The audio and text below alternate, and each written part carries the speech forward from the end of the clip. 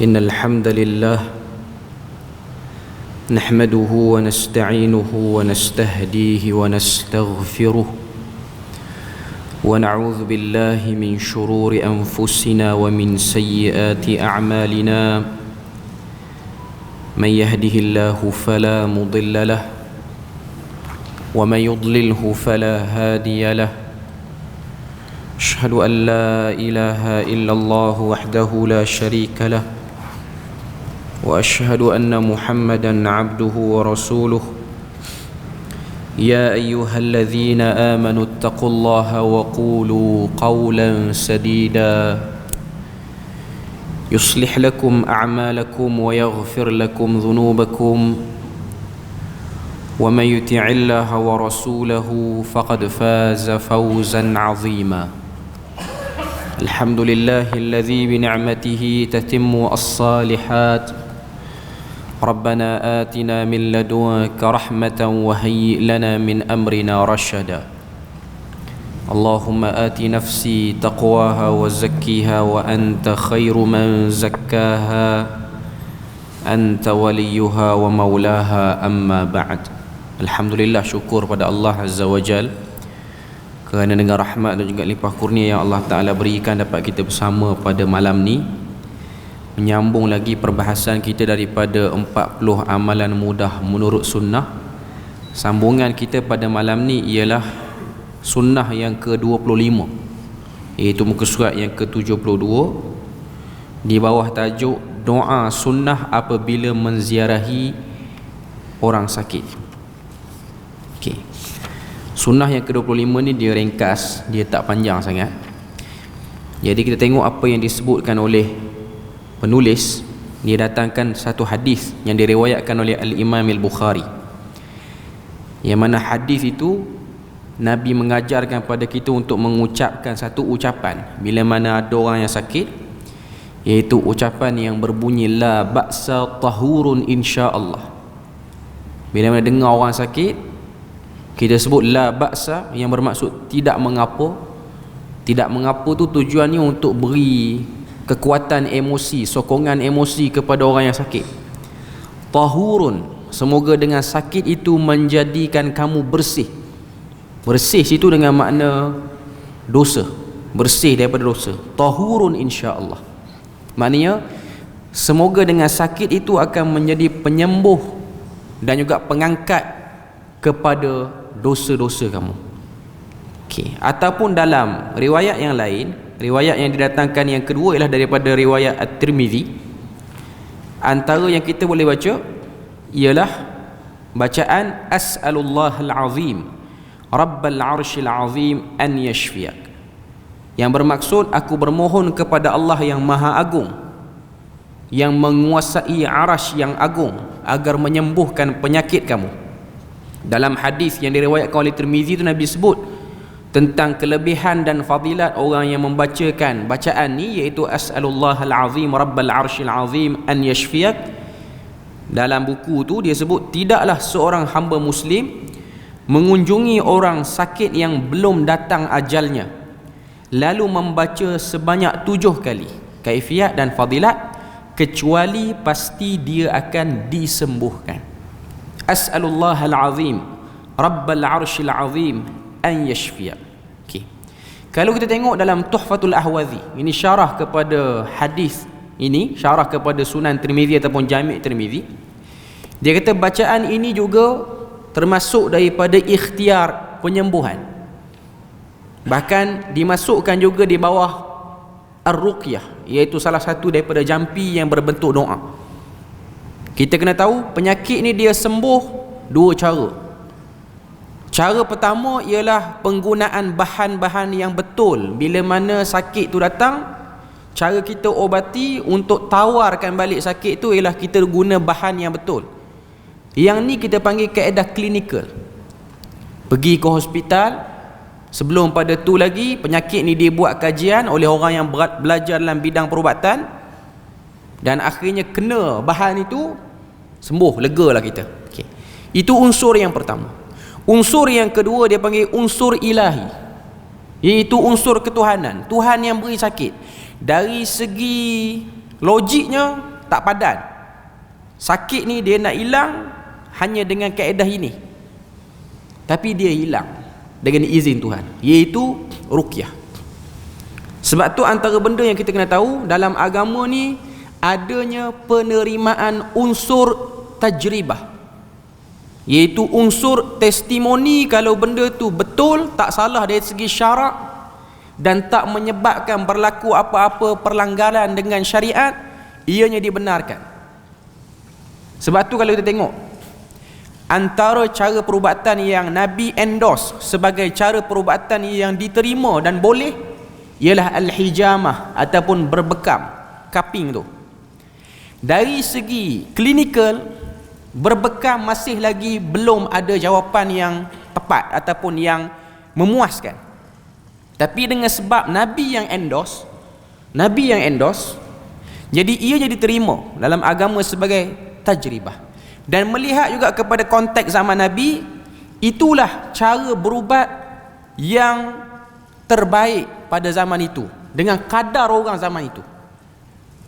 Tuan-tuan kena tahu, perubatan-perubatan zaman Nabi ni dia tak boleh di-endorse dengan klinikal sebab mungkin tak cukup bahan ataupun kajian tidak mendalam pada waktu itu. Dia banyak perubatan-perubatan yang bersifat tajribah ni. Tajribah ni testimoni lah bahasa moden kita, iaitu berbekam. Ada setengah-setengah penyakit, cara rawatan dia bukan dengan berbekam, tapi dia sembuh dengan berbekam. Itu testimoni. Dan dia tak boleh mengatakan nak baik dengan sakit ni mesti dengan berbekam ataupun al-hijamah semata-mata. Ini benda yang kita kena tahu. Sebab tu dua unsur perubatan ni, iaitu unsur yang berbentuk penyelidikan ataupun klinikal dan unsur ilahi. Tuhan benarkan. Dari segi asbab-asbab yang dibenarkan, Tuhan benarkan. Jadi kita boleh terima ianya sebagai unsur penyembuhan. Termasuk juga bacaan doa ini. Bacaan doa, dia termasuk dalam ruqyah yang dibenarkan. Sebab tu kita tengok ada satu hadis, sahabat pergi jumpa satu kumpulan kabilah tengah padang pasir. Dia punya ketua kena patuk dengan ular. Penyembuhan ni ialah dengan suratul Fatihah. Dari segi logiknya, kena patuk dengan ular, cara moden ialah anti venom. Itu cara dia. Tapi dengan baca Fatihah, dia lega. Lega tu macam tak pernah kena patuk, macam tak ada kesan apa. Itu dia panggil unsur ilahi. Banyaklah perubatan-perubatan yang orang kata apa yang seperti ini ni. Antaranya akupuntur, acupuncture tu yang diamalkan oleh orang-orang Cina ni, dari segi klinikal dia tidak ada jawapan yang tuntas. Tapi ada orang dia lega dan tidak ada unsur-unsur bacaan mantra yang tak jelas. Penggunaan herba-herba mengikut kepercayaan bangsa tertentu. Ada bangsa guna ginseng, orang Melayu guna tongkat ali. Itu tajribah, testimoni. Sebab tu di JAKIM, dalam JAKIM dia ada buat satu garis panduan untuk perubatan yang bersifat komplementari ni, iaitu dia bukan perubatan yang klinikal tapi perubatan sampingan. Perubatan sampingan tu cumanya di Malaysia kita ni, perubatan sampingan ni tak kena cara, boleh kena scam, kena tipu. Cuma nak katanya dalam isu tengok orang sakit ni, kita boleh guna kaedah kita bacakan doa pada dia. Mana Allah Ta'ala mengangkat penyakit itu tanpa ada orang kata apa unsur klinikal. Tidak ada orang check, tak ada orang endorse, tak ada scan yang elektronik, semua tak ada. Tapi Allah Ta'ala boleh angkat. Contoh orang kena kanser yang sepatutnya dia memang tak hidup lama, tapi ada keadaan dia boleh bertahan dan akhirnya jangkaan doktor melebihi ataupun jangkaan doktor tu tak tepat, hayat dia lagi panjang daripada jangkaan doktor. Ini ialah unsur-unsur yang ada. Sejauh mana keyakinan orang tu kepada Allah Azza wa Jalla dan sejauh mana Tuhan nak izin. Cuma ada satu lagi unsur yang salah tapi dia pun sembuh juga, iaitu penggunaan sihir ataupun apa-apa saja unsur-unsur yang salah lah dari segi agama, dilarang.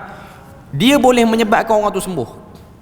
Sakit berubat dengan cara sihir, mantra yang kata tapi tidak syar'i. Sembuh ataupun tidak, boleh sembuh, tapi dia tidak diredai oleh Tuhan. Kalau kita ukur dari segi sembuh semata-mata, nak kata perubatan itu elok dan boleh, itu bukan kata apa, neraca yang diletakkan dalam agama kita.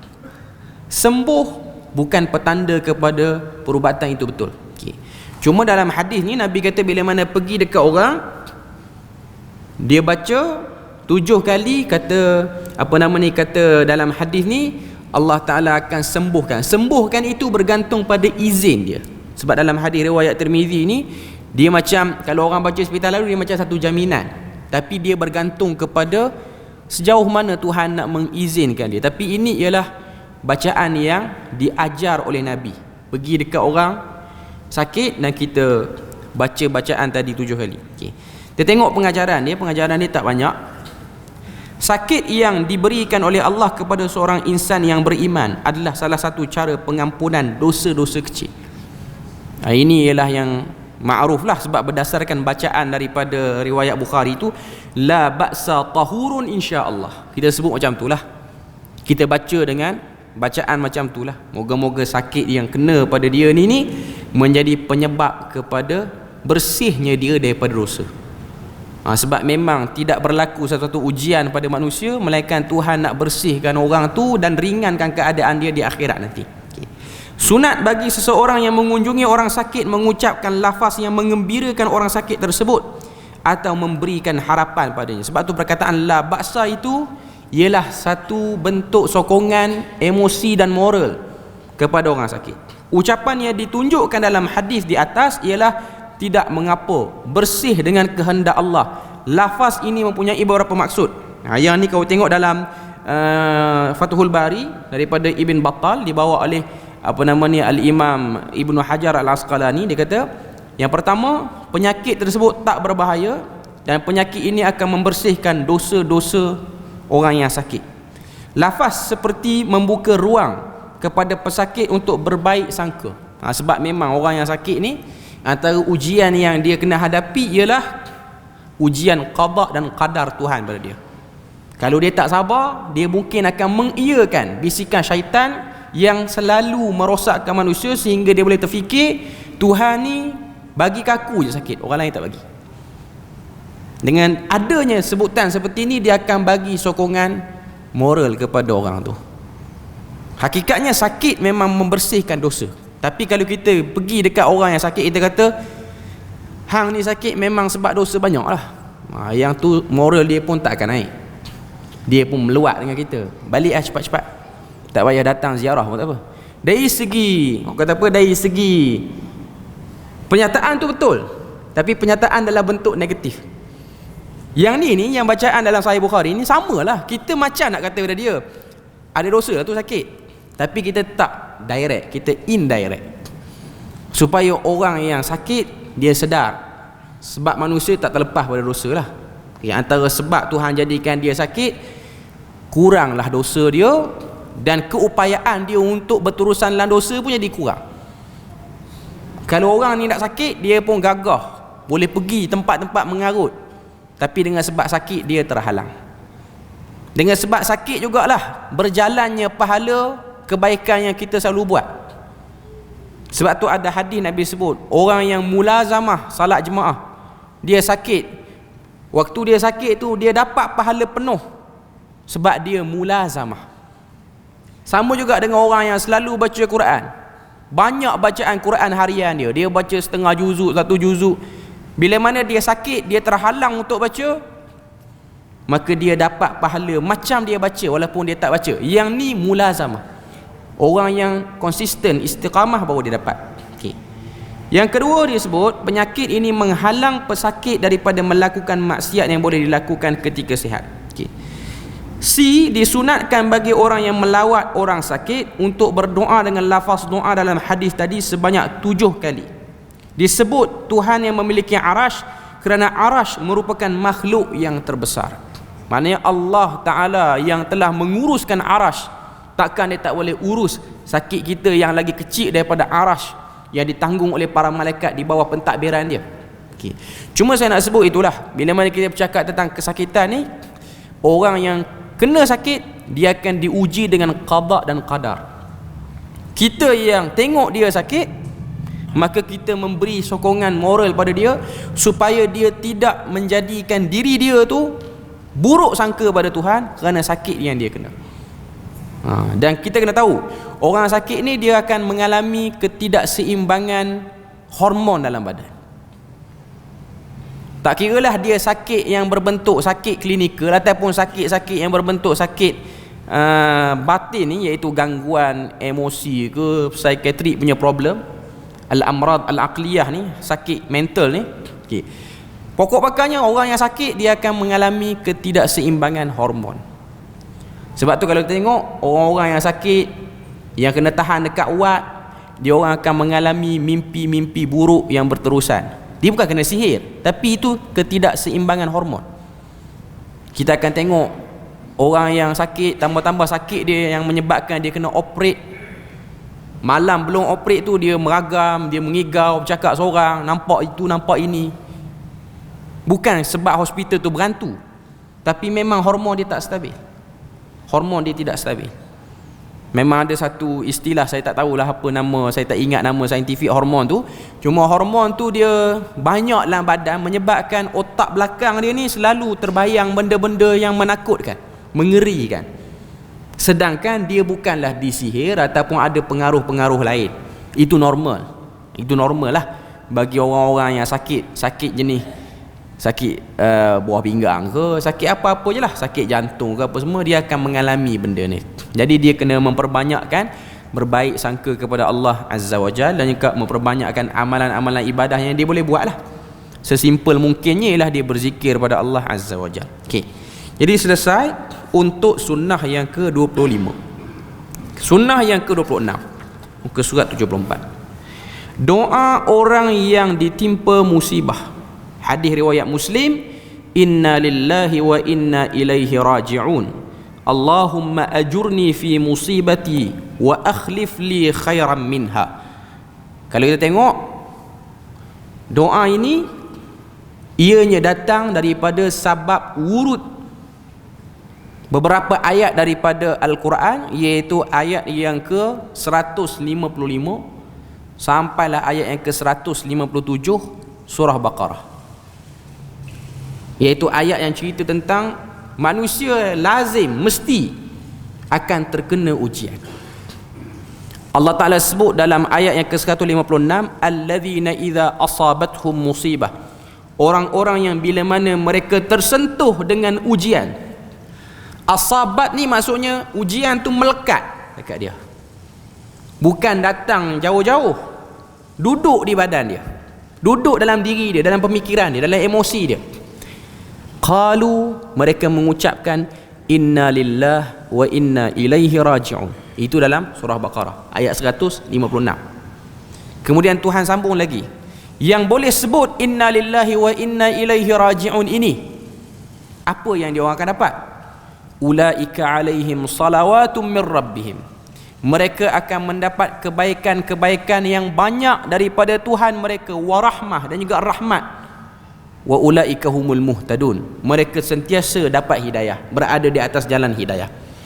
Perkataan salawat dalam ayat yang ke-157 surah Baqarah, walaupun salawat ni kita faham selawat pada Nabi, ataupun dia mai pada perkataan single ataupun singular dia, mufrad dia ialah salah, kita faham salat lah.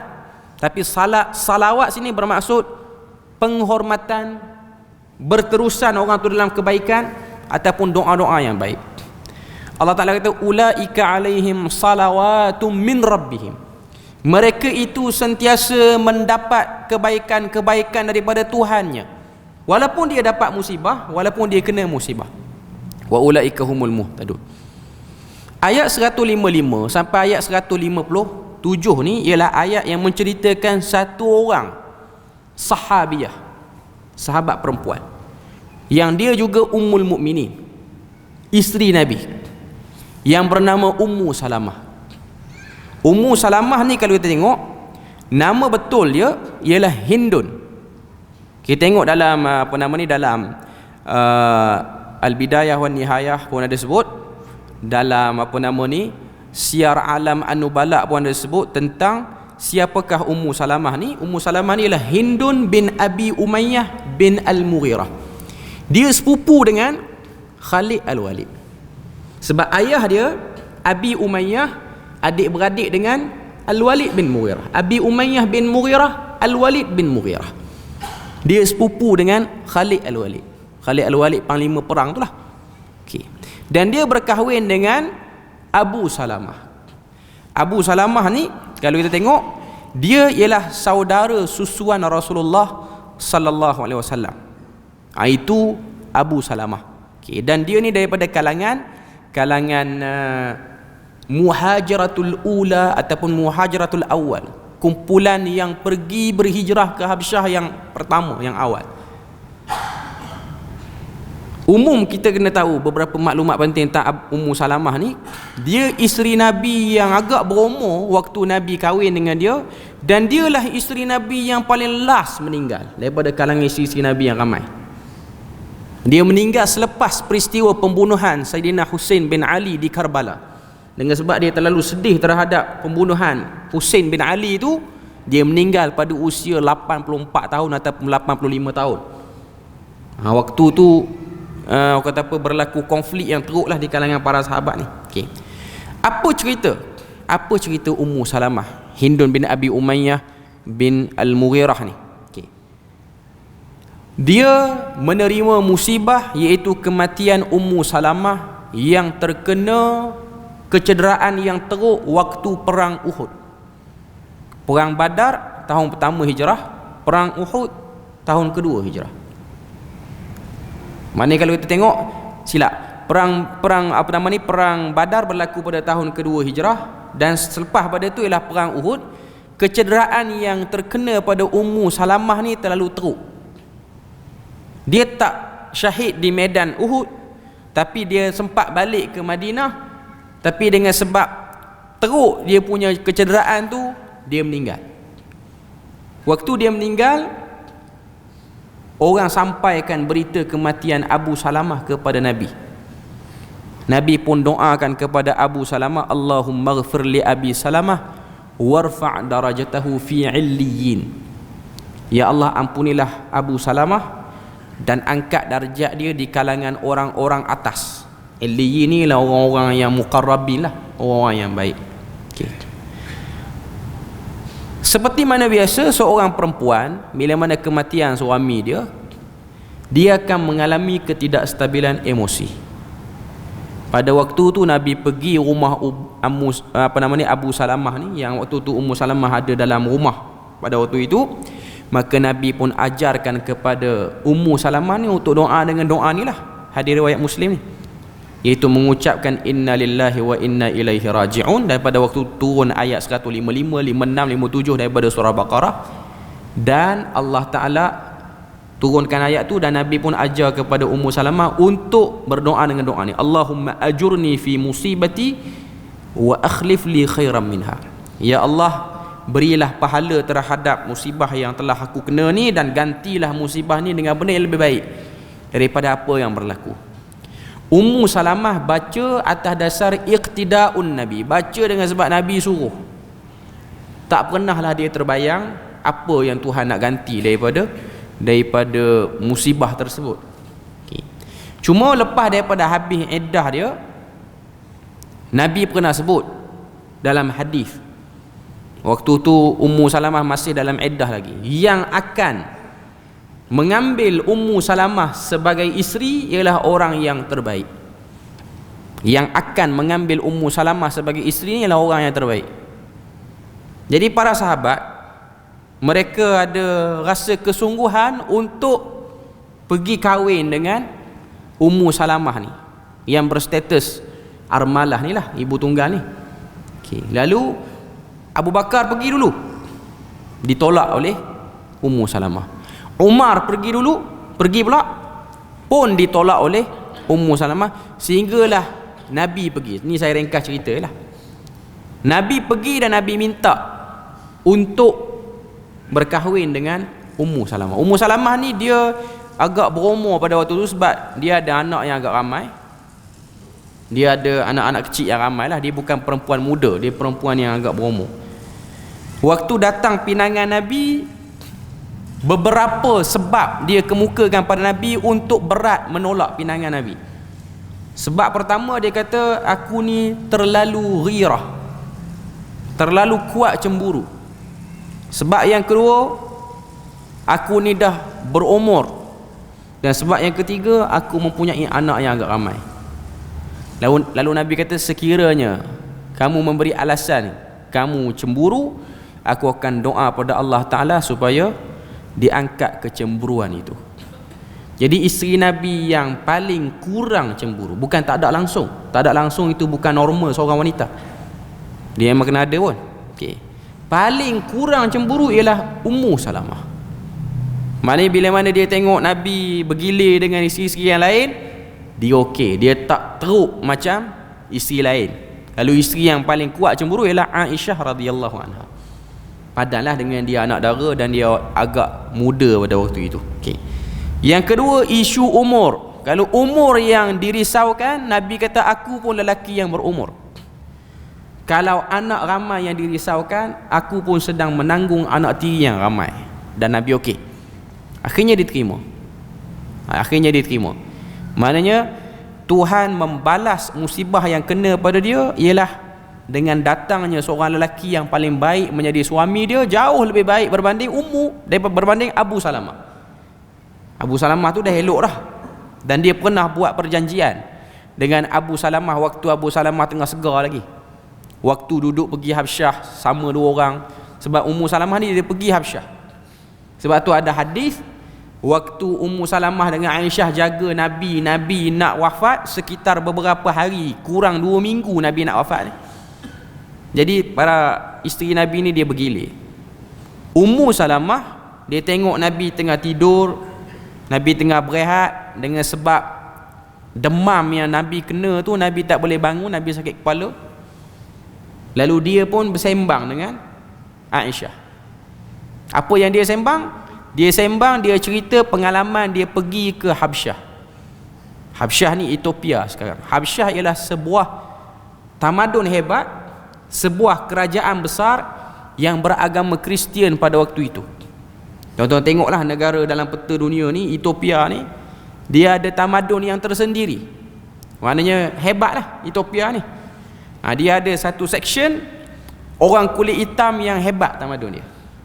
Sebab lepas pada tu orang kulit hitam dipandang rendah, sampailah pada zaman-zaman mutakhir kita ni pun, bila mana ada isu kulit putih dan kulit hitam ni yang diperjuangkan oleh Nelson Mandela dan lain-lain tu. Okay. Cuma nak katanya pada waktu itu dia pergi ke Habsyah dan dia tengok Habsyah ni apa dia. Antara benda yang menarik hati dia waktu dia duduk sembang dengan Aisyah tu, dia kata, aku terpandang satu gereja di Habsyah ni, di Ethiopia ni, ialah gereja yang dinamakan dengan nama Maria ataupun Maria lah, merujuk kepada Maryam. Dan dalam tu aku tengok banyak patung-patung. Patung Jesus ada, patung Maryam pun ada. Nabi yang tengah, orang kata apa, baring pada waktu tu, Nabi bangkit. Nabi kata, jangan ada rasa hebat pada rumah ibadat orang lain ataupun patung-patung berhala agama lain, sebab telah celaka umat terdahulu kerana isu ni. Mereka ambil kubur Nabi mereka menjadi masjid, lalu mereka arcakan tokoh-tokoh tersebut, sama ada mereka wujudkan patung lilin ke, patung besar ke. Jadi hadis tu menjadi satu stand ataupun pendirian kepada orang Islam, toleransi pada orang agama lain, tapi untuk mengagumi binaan-binaan agama lain ataupun untuk memberi peluang syiar agama lain lebih besar daripada agama Islam di negara Islam, maka itu tak boleh. Sebab tu tuan-tuan tengok rumah-rumah ibadat agama lain, dia ada patung besar, sama ada patung tu patung sembahan dewa dia orang ataupun patung tu merujuk kepada orang-orang besar dalam agama dia orang. Tengok boleh, tapi jangan ada rasa sungguh sangat. Tuan-tuan pergi KL, tengok Batu Cave ada patung dewa Hindu. Penang pun ada kan, Kek Lok Si tu pun agak besar juga. Okay. Tengok tak apa, tapi jangan ada rasa nak teroka lebih-lebih kalau tuan-tuan bukan pengkaji agama. Setakat orang biasa-biasa tak perlu sibuk-sibuk terlebih. Just tengok apa-apa je lah, kuih lah, apa-apa semua, jangan ada rasa apa-apa je lah. Jangan ada rasa nak pergi, jangan sampai nak buat grup rombongan nak pergi, tak perlu. Setakat lalu nak buat macam mana dah, memang itu ialah toleransi agama. Okay. Cuma nak pergi, nak tengok, nak perhati, nak tilik satu-satu, tidak perlu. Nabi kata jangan ada rasa takjub.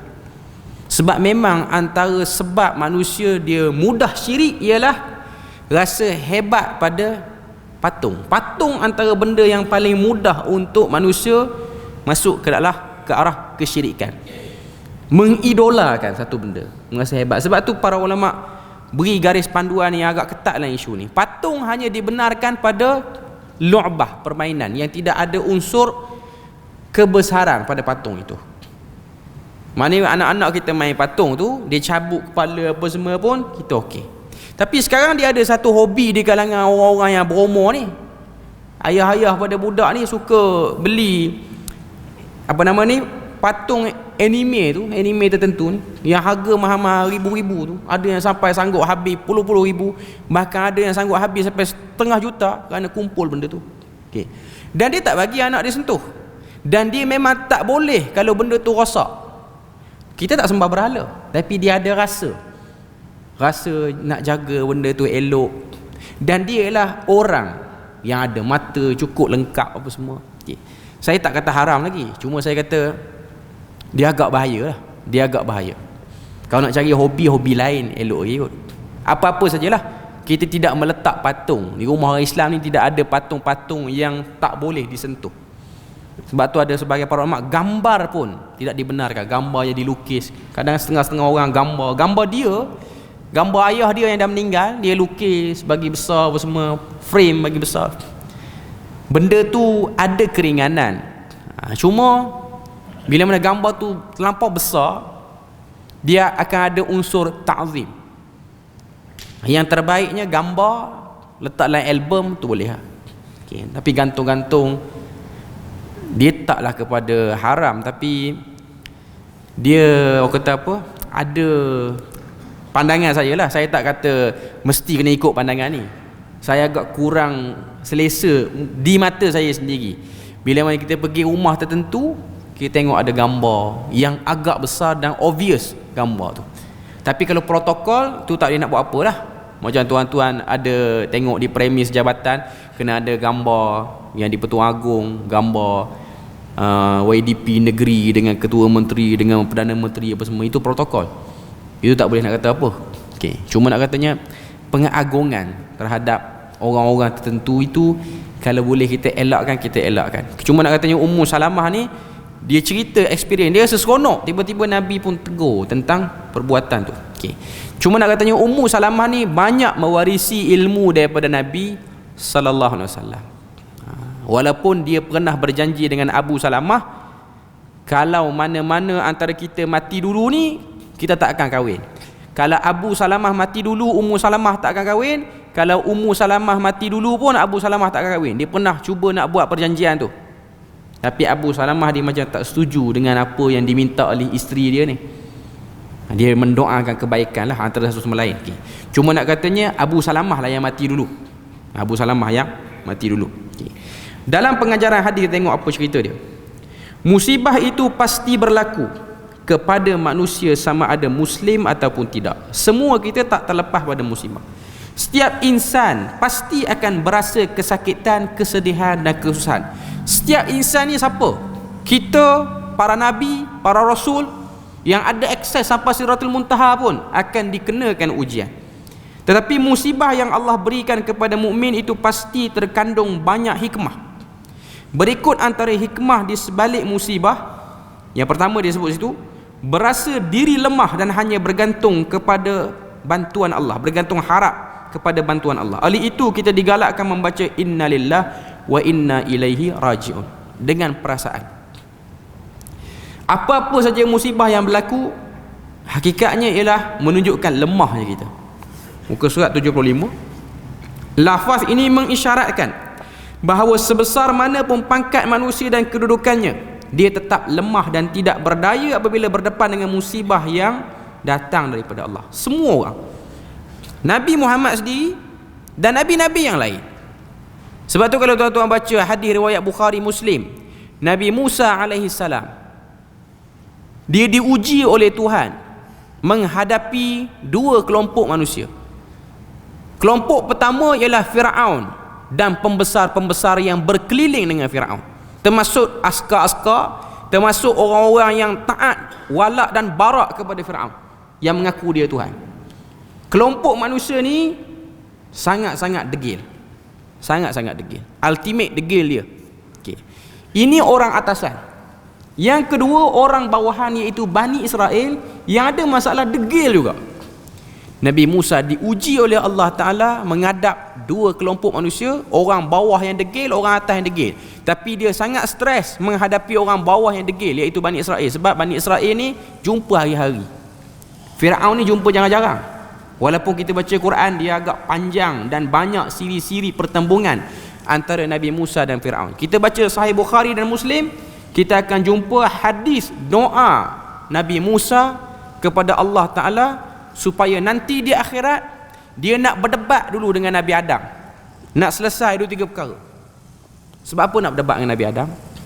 Sebab dia kata kalau Adam tak makan pohon yang terlarang, kita semua tak akan dicampak ke dunia, dan aku pun tak perlu letih-letih menghadap Firaun, menghadap Bani Israel. Aku penat menghadap dua kelompok ni.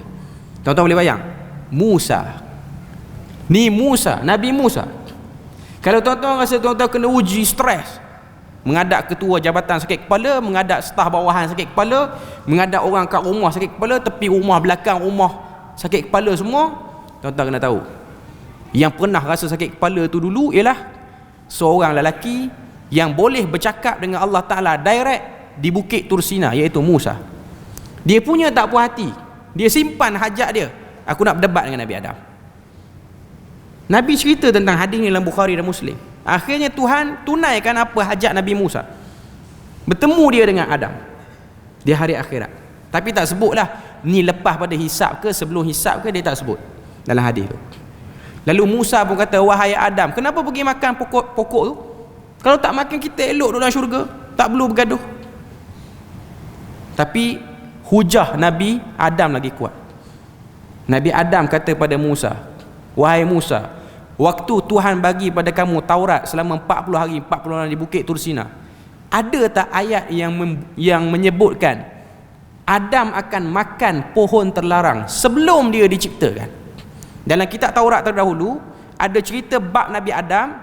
Sebelum Tuhan ciptakan Nabi Adam dan lembaga dia letak dalam syurga, dalam Taurat sebut lembaga ni, manusia ni akan makan pohon terlarang. Waktu tu Nabi Adam tak ada. Lalu Nabi Musa mengakui. Nabi Musa mengatakan ayat tu ada. Adam tanya lagi, berapa lama ketetapan Tuhan tu sebelum aku dijadikan? Nabi Musa jawab 40 tahun. Ini ilmu-ilmu yang Tuhan beri pada Musa. Tadi kenapa kamu nak salahkan aku? Kamu kata kenapa kamu makan? Sedangkan benda tu ketetapan yang memang aku akan kena juga macam mana pun. Aku elok pandai macam mana pun, aku akan termakan pohon yang terlarang itu. Lalu Nabi Adam balas balik hujah Nabi Musa dengan dia kata, kalau aku tak makan, kamu tak akan dapat tongkat, kamu tak akan dapat gelaran Musa Kalimullah. Kamu tak akan dapat. Kalau aku tak makan, kita tak dicampak atas muka bumi, kamu tak akan dapat benda tu. Saya nak sebutnya apa? Hadis tu agak panjang lagi. Ada beberapa. Last sekali debat tu menang dekat Nabi Adam juga lah. Cuma Tuhan nak bagi Nabi Musa puas hati. Saya nak sebutnya ialah ujian yang kena pada Musa berat. Menghadap orang yang bermasalah ni, memang kita akan jadi mental. Kita akan rasa ketat dada kerana sebab apa yang berlaku, kedegilan dia, common sense tak ada, langgar je apa-apa semua. Ini kita dah rasa stres. Macam tuan-tuan hidup dalam dunia sekarang ni, bukan dakwah orang pun, jumpa kereta nak masuk simpang tak bagi signal pun kita dah balik rumah, tidur, bangun pagi esok, tak boleh move on lagi benda tu. Saya nak sebutnya apa dia? Itu ujian. Nabi Musa menghadapinya. Cuma nak katanya Allah Ta'ala dia nak cerita pada kita, kamu manusia itulah tujuan penciptaan. Untuk kamu kena ujian, diuji. Cuma Tuhan sebut, yang bila mana dia diuji, dia sebut inna lillahi wa inna ilaihi raji'un, maka dia akan dapat kebaikan. Kita semua akan diuji, macam mana berinteraksi dengan ujian saja yang akan menjadi ukuran orang ni elok tak elok. Okay. Poin seterusnya, muka surat 75, musibah menyucikan dosa yang dilakukan oleh seorang. Musibah ni macam-macam lah. Sakit, benda yang menyusahkan, benda yang tak menyenangkan hati kita. Sebab dalam ayat 155 surah Baqarah Tuhan sebut, walanabluwannakum bisyai'in minal khauf, rasa takut, wal ju', rasa lapar, naqsim minal amwal, kurangnya harta benda, rosaknya tanaman. Ini contoh-contoh ujian yang manusia akan kena dan akan hadapi. Semuanya ni akan menyucikan dosa satu-satu orang anak Adam itu. Okay. Berdasarkan satu hadis riwayat Tirmizi, idza aradallahu bi'abdihil khaira, bila mana Allah Ta'ala nakkan kebaikan daripada hamba tu, ajjala lahul uqubah, Allah Ta'ala akan segerakan hukuman terhadap dosa kesilapan yang dia buat di dunia. Wa idza aradallahu bi'abdihi syarr, bila mana Allah Ta'ala nakkan keburukan pada hamba tu, amsaka anhu bidhanbihi, Tuhan akan tahan, tak kena apa-apa azab. Flow kehidupan dia okey. Makin dia buat jahat, makin senang urusan dia. Sebab tu Nabi dan para sahabat teruji bila mana tengok musyrikin Mekah ni makin tekan Nabi, makin main-main dengan ayat Quran, makin senang. Abu Jahal, Abu Lahab hina Allah Ta'ala, hina Quran, niaga elok, untung besar. Poligami pun 7, 15, 20 isteri boleh buat. Tak ada apa pada waktu tu. Menyebabkan sebahagian sahabat ni rasa tak senang. Kita ni betul ke tidak? Makin hari makin kena henyak, makin hari makin kena aja kita ni. Itu ujian. Benda-benda ni tak lain tak bukan untuk menenangkan hati kita, supaya kita tak rasa ujian yang kita kena ni berat berbanding orang lain. Ujian yang kita kena sangat ringan, jauh lebih ringan berbanding orang-orang yang awal. Tuhan pilih kita jadi orang akhir zaman ni pun dah satu nikmat besar. Sebab dengan sikap kita ni, dengar orang bercakap dah percaya terus, kita boleh jamin ke kita duduk di zaman Nabi, dengar Nabi kata sembah berhala tu tak betul, sembah tauhid tu betul, kita boleh jamin ke kita duduk dalam masyarakat yang dah selesa sembah berhala, kita akan follow Nabi Muhammad tanpa ada apa-apa argumentasi? Maknanya kita cuba bayangkan, tuan-tuan boleh cuba bayangkan diri tuan-tuan sekarang duduk dekat Bukit Safa waktu Nabi kata berhala ni tak betul, dalam keadaan orang Mekah dah sembah berhala 400 tahun, selesa, semua hajat tertunai dengan sembah berhala. Tiba-tiba satu orang lelaki kata berhala tak betul, sembahlah yang ni, tak perlu pada berhala, direct pada Tuhan. Adakah kita rasa kita orang yang mudah menyahut seruan itu tanpa rasa curiga pada Nabi? Sebab hari ni datang apa-apa saja berita, kita percaya. Rupa-rupa berita tak betul, berita tu tahmahan kepada satu pihak, kita telah berburuk sangka pada pihak tu, kita telah lemparkan macam-macam sangka-sangka buruk. Adakah kita akan rasa kita akan bersama pada pihak saf Muhammad kalau kita hidup di zaman itu?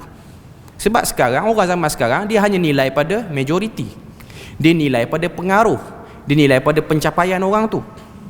Orang tu betul pun, tapi dia tak ada pengaruh, tak ada kekuatan, tak akan ada apa-apa yang boleh menyebabkan orang tu ramai dengan dia, kita tak akan mudah-mudah nak join orang tu. Itu lumrah dunia. Mana-mana orang pun, hatta ustaz pun, dia boleh berteori di meja ini, tapi kalau dia duduk di tempat tu, kita boleh tengok praktikalnya macam mana. Okay. Cuma nak sebutnya di sini ialah bila mana Allah Ta'ala nakkan keburukan, Allah Ta'ala biarkan dia dengan segala benda yang buruk tu. Kita bagi azan dulu lah.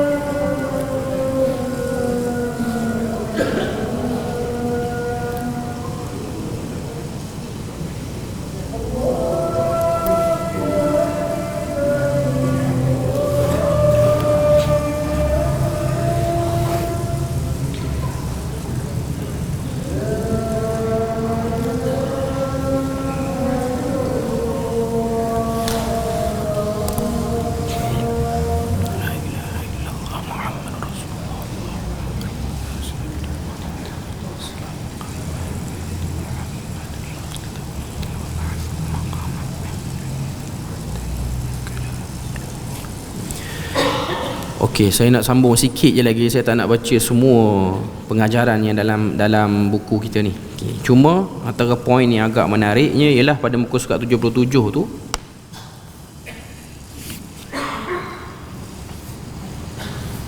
yang ke-6, poin yang ke-6 tu, VI tu. Musibah menjadikan manusia merasai kelazatan beribadah kepada Allah. Ini poin yang paling besar. Seorang manusia dia tak akan rasa sedapnya dia berdoa. Sebab konsep ibadah ni tuan-tuan, memang Tuhan nak tengok kita dalam keadaan tersepit. Ibadah akan naik pahalanya berlipat ganda bila mana kita buat dalam keadaan tersepit. Sebab tu Nabi sebut dalam satu hadis, antara sedekah yang paling bernilai ialah as-sadaqatu fi waqtil iqtar. Bersedekah pada waktu kita tak cukup, kita pun tak cukup, tapi sedekah. Sebab tu Nabi dia pernah buat satu benda besar yang manusia payah nak buat, yang ni taksibil ma'dum, kerja untuk bantu orang yang tak mampu. Kita kerja untuk bantu orang tak mampu. Dapat gaji, bagi 1/3 ataupun separuh daripada gaji itu untuk orang. Orang hari ni dia bantu orang sebab memang dia dah ada lebih duit gaji, dan waktu dia kerja tu pun dia tak pernah fikir aku kerja ni untuk menanggung orang lain. Biasanya dia akan fikir tanggung diri dia, tanggungan dia lah. Okay, tapi Nabi ni dia beri hak diri dia kepada orang lain untuk dia kerja. Okay. Jadi musibah dia akan naik lipat ganda kelazatan orang tu dalam beribadah, terutamanya waktu dia berdoa. Waktu tu lah kita akan tengok ar-raja, pengharapan yang besar yang akan keluar daripada hamba yang sedang diuji dengan musibah. Apa-apa saja ibadah tuan-tuan.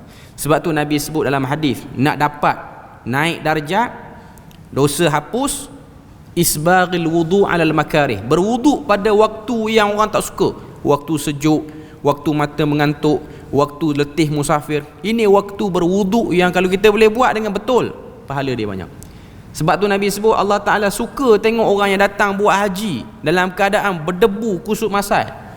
Kau datang buat haji sedap, business class, tak letih sangat, naik kereta lagi orang bawa macam main golf, dia kurang lah sikit.